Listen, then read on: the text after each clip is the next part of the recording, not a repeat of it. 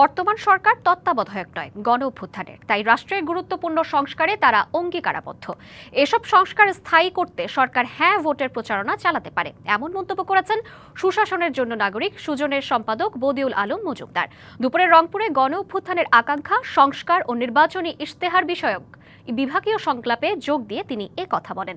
এ সময় তিনি আরও বলেন, শেখ হাসিনা স্বৈরাচারী কাঠামো ব্যবহার করে সংবিধানের অনেক পরিবর্তন করেছে, তাই রাজনৈতিক দলগুলোকে গণতান্ত্রিক সহনশীলতা বজায় রেখে নির্বাচনী সহিংসতা ও টাকার খেলা বন্ধ করতে হবে, যাতে স্বৈরাচারের পথ চিরতরে বন্ধ হয়।